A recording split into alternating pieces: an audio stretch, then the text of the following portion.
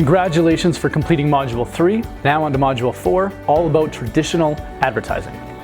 We get asked all the time, is there still a place for traditional marketing? Absolutely there is. We just have to examine if it's right for your business at this time. So we're going to go through everything from point of purchase, merchandising, direct mail, signage, newspaper, TV, radio. All of that is going to be put on examination to see, is this the right fit to help take you where you want to go? All right, and welcome back to Module 4. This is all about traditional marketing. And let's dive right in, because traditional marketing can be termed as outbound media. And it's just when you're pushing your message outwards with a wide reach, diverse audience. So many forms of traditional marketing are still effective today, contrary to popular belief. And I work in digital media, that is my career. And yet I still see and respect the value that traditional marketing plays, because at the end of the day, marketing is about reaching the right person at the right time with the right message. And not everybody spends all their time on digital media. And so while digital is new and it's very effective, and we're going to get to that in the next two modules, traditional marketing is very effective when done properly. And the effectiveness is dependent on a variety of circumstances, and that really comes down to demographics, the marketing competitiveness, the geography, all of that. So that's what we're going to kind of dive into. When we look at digital and traditional, the benefits of digital is it's adaptable, it's targetable, it's dynamic, it's efficient. You can create a campaign, target the exact person, and reach them on their mobile device, and then track every aspect of the transaction. Where with traditional, the positives are it's a little more credible, tangible. There's a high recall, and you can have a very far and wide reach of people all with one sort of campaign. So when you look at digital and traditional, like Pepsi, the soft drink powerhouse, they pulled their entire TV budget in 2013, went purely digital, but they saw revenues decrease the next quarter because people were still expecting and to see ads on Pepsi. And so when you don't have that brand recall, you don't buy it as often. So it's important to diversify the marketing into various avenues. And I'll say this again, it's important to reach your audience where they are, not where you think they are. So really understanding who your target market is and putting advertising and messaging in front of where they are. Let's look at sort of four main ones for traditional marketing. We have newspaper, TV, direct mail, and billboards. Now the benefits for each, for newspaper, it's that it's very credible, it's high frequency, they come out every day, and the people that read them are a very specific audience, and they will read the newspaper every day, and they're going to read their sections every day. So having a presence there means you're reaching the same people every day, and high frequency is important when it comes to marketing effectiveness. Now TV has a very wide reach. You can reach a lot of people if you're looking at specific sports or looking at the news. There's also a way for you to tell your story creatively, and so the creative storytelling is a huge benefit when it comes to TV.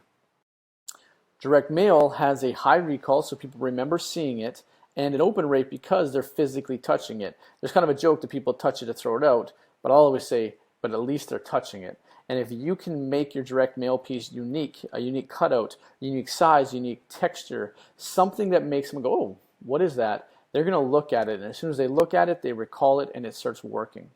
And the last one here is billboards. This one has a large impression share, meaning that you put up a billboard, you don't have to do anything anymore, but you're going to have thousands, if not tens of thousands of people every day driving by, and it's making an impression on that audience. And so having such a wide real estate in a high visible market can definitely work. Now there's keys, again, to making them all effective, such as like with a billboard, it's 8 words or less, and ideally 6 words or less.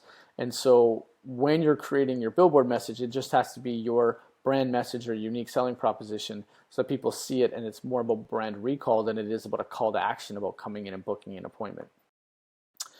When you're developing your traditional marketing, it's important to put it as part of the plan and not the plan. So just, again, think of your prospective patients. Who are they? How do they spend their time? Where are they visiting? What are they watching? Where do they live? What do they listen to? We've already created the target persona in our last module. So now go a step further and say, how do I target this person and understanding who they are, what they do, and where they spend their time. So the answer to these questions help formulate the plan of where traditional marketing actually fits as part of your overall plan. So let's look at an example. So your target persona, they wake up, maybe the first thing they do is they turn on the TV, they're watching breakfast television. So that's an opportunity to do TV advertising. They get in the car, they're commuting to work, now you can reach them through radio. First thing they do is they check their work emails. Well, this is where digital advertising plays in. An hour in, they take a break, they go on Facebook or social media, now you can reach them through social media marketing. They go back to work, you check through digital advertising, and so on and so forth. And so by planning out their day, you can start building a combination of where traditional actually fits as part of the overall plan. Now let's move to merchandising. And implementing strategic merchandising strategies, to me, is one of the largest opportunities that we have to increasing the revenue of your business. So the advantages of merchandising properly is that it creates an increased engagement with your consumers. You can build branding and trust. You can enhance the experience, the comfort, and the ease of shopping. Number one, also, it gives you personality. If you have a unique experience in your optical, people will assume that you're just unique and different overall. A unique experience and strategic merchandising also promotes positive online reviews, user-generated social media content. People will take pictures in your optical if it's unique enough. And at the end of the day, it generates ROI. Think about when you go to like a Vision Expo, for instance, when you're entering into an exhibit hall, think of the time, money, and the effort that some of these brands are putting in showcasing their product to you. And you go to the booths that are interesting, unique, that are doing something differently. You're not going to the ones that are doing the same thing as everyone else because it's interesting, and so it creates a positive brand experience for you. You end up buying from them. So can you replicate what some of these big brands are doing to you to help sell, and can you replicate that for your patient base? So when you think about that, start examining who the target patient base is, the people you want to see. So we've done this so many times, and this is really what marketing comes down to. It's understanding your consumers and your patients at a deep level. And so when someone walks in, what music do they prefer to listen to? What coffee? If you're going to offer them coffee, is it like a Keurig or is it an espresso? What kind of coffee cup are they drinking out of? These types of things all sort of attribute to the merchandising, the overall feel of the experience. And when you think about it, people really have 5 senses. And can you build an experience that creates memorability? Like, can you create a memorable visit through sight, sound, touch, smell, and taste? And can you do something that enacts all of those senses and stimulates them so that they have more brand memories of their experience with you? When it comes to merchandising, less is more. Asymmetrical lines, varying heights, what that does is forces your consumers' attention to move and refocus. When you have everything in sort of a straight line, life is kind of boring, it gets lost, and so it's not standing out. But when they have to constantly move and adjust their focus, that's what's memorable. Lighting. Lighting is crucial. Using spotlights to draw focus on top brand frames, or quality lighting. I've been to practices that use halogen, and the difference between halogen lighting and fluorescent lighting is night and day. It makes your inventory look so high quality. Think about a diamond store. You will never walk into a diamond store that does not have top-end halogen lighting because it makes diamonds sparkle. And so what type of lighting do you have that is really impacting and increasing the effectiveness of the patient experience? Window displays, they definitely attract people. So if you're in a high foot traffic area and people are walking by, get creative with your window displays. Use window posters or clings. But what else can you do? Here's an example of a new arrivals display. But if you walk by, that would definitely kind of pique your interest and create sort of a smirk. And as it's new arrivals, you're now going to have a positive brand association with them because they made you smile and it surprised you. And so being creative with window displays can be a great way to show new product and attract the people that you want. So let's do an exercise. I want you to think of the 3 things that you could do today without spending any money that enhances your patient or customer experience. And I want you to incorporate at least 2 of the 5 senses into these 3 things. So what can you do right now that could enhance your patient experience without spending any money? Take 5-10 minutes, jot down some answers, and once you've done that, rejoin me.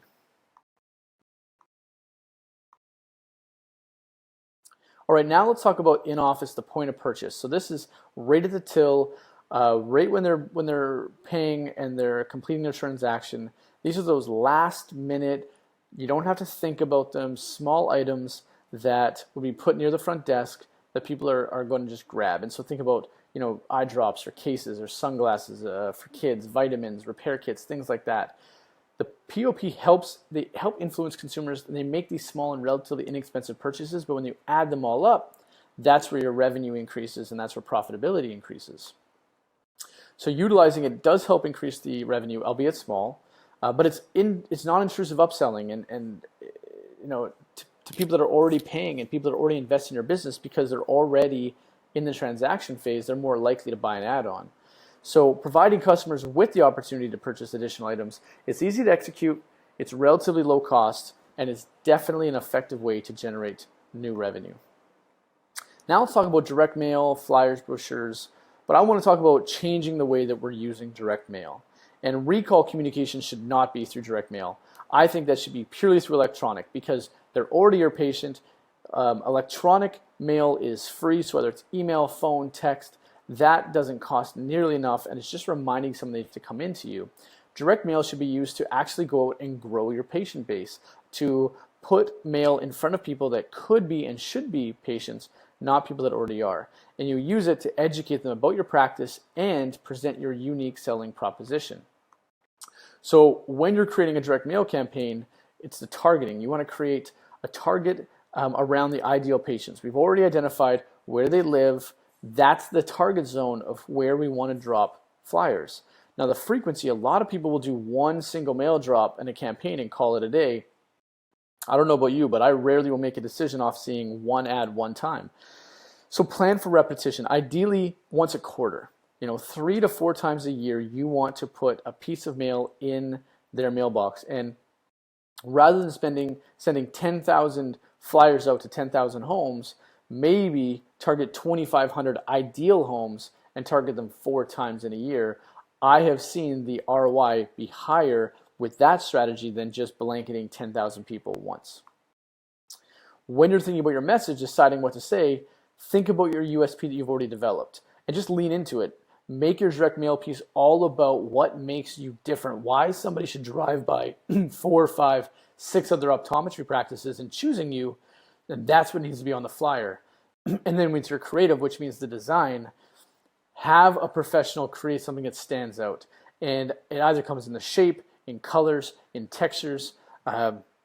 One strategy is talk to your local mail carriers and say, like, what's the largest piece of mail that they will carry before it actually has to be specialized. And so that's a really good one, because it will always be bigger than everything else that's in the mailbox. It's a great way to stand out. Maybe creating a die cutout that's in the shape of glasses that unfolds. It's unique, it's interesting. People will tend to go to what is unique and catches their attention. As we move kind of toward the end, I want to look and talk about community sponsorships and events. And when you think about today's consumer, right now there's a big shift, and it's not just with millennials, it's with all sort of segments. People are choosing companies who are doing good in the world. So ask yourself, what good are you doing, or what good could you do? And I want you to think about Tom's as the shoe company. And if you aren't familiar with them, they are they've implemented cause marketing as a way to completely explode their business. And their whole method is, when you buy a pair of shoes from Tom's, every pair of shoes you buy, they will donate a pair to a child or a person in need. And so by buying one pair of shoes, you're actually helping the world and helping the company in their mission of helping do good in the world. So by doing that, people identified with the movement, the cause, and when they're comparing shoe companies, hey, I'm going to buy this pair of shoes because I know that by doing that, I myself am making a good impact in the world because the company is supporting somebody in need. So what can you do to actually increase the cause marketing and the reason why somebody might choose you?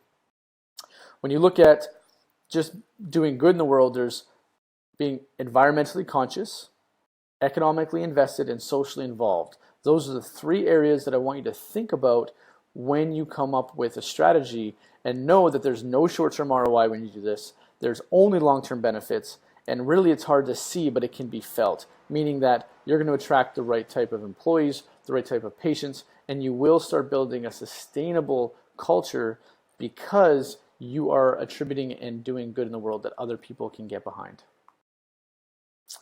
So when you look at things that you can do, support local charities, events, initiatives, make environmentally conscious decisions that help align your business with the desires of the new patients that you could be seeing.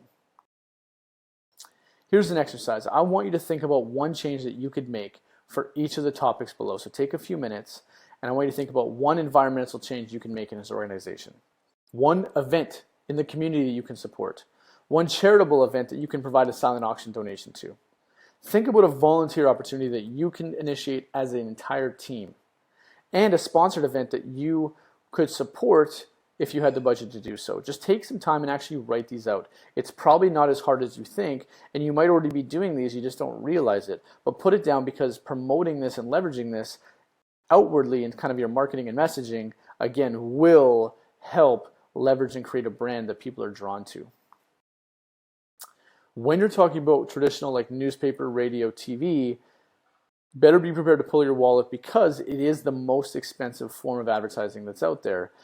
These mediums are fastest declining with young consumers, so also know who you're targeting. If you're targeting millennials, I would not be investing in newspaper, radio, or TV, because people are on social media, they're listening to Spotify, and they're watching YouTube, and so that's not where you want to be spending your money. But if you are trying to attract more baby boomers with higher disposable income that are still paying, in the hundreds of dollars for a complete set of frames, then this is a great place to be, because it can be incredibly impactful when it's done correctly. So I've said it before, the baby boomer, the Gen X generations are the most ideal because their usage and trust in these mediums still remains high. Right now, we see an average of 4,000 ads a day. That is what the average consumer will see, and only about 1 out of 8, only 8 of these 4,000 can actually be recalled. So when you are creating newspaper, radio, or TV advertising or digital, it's so important to stand out. So what are you doing to create a clear, consistent message that appeals to your desired demographic? And when you're creating it, create realistic and measurable goals so that you evaluate it for the future and ensure you're not looking for just immediate short-term ROI. You're actually building a brand that is sustainable, that brings in consumers years down the road. I helped a childcare company years ago, and we developed this big radio campaign, and we ran it for 1 year. And 2 years later, we still had parents coming in saying, I heard you on the radio, that's how I learned about you. Even though we hadn't been advertising on the radio for 2 years, it's because they weren't in need of our product then, but they were trying to get pregnant, or they had a small infant, and so they heard about us. We became top of mind, and when the time came, that's when they actually made their decision. And so creating a long-term strategy is all about these mediums. So here's a great exercise. I want you to look up a local newspaper or radio station and find the costs associated for advertising. A lot of them will have a media kit put on their website, so you can actually download it, look at it, and look what you get in return for the cost. And because the next section, we're going to talk about the cost for digital, and so it's important that you know what the cost is traditional and how many people and consumers they reach, because you need to, when you're creating a marketing plan, you want to compare apples to apples. And so where does traditional fit, where does digital fit? Understanding the cost and the benefits you get back, the reach, the frequency, is really important in establishing a marketing plan. So create the exercise and come on back. So thank you. That concludes Module 4. We learned all about traditional marketing and where it fits in your overall marketing plan. Stay tuned. Module 5 and 6 are all about digital media and completing the plan together. Thank you for your time.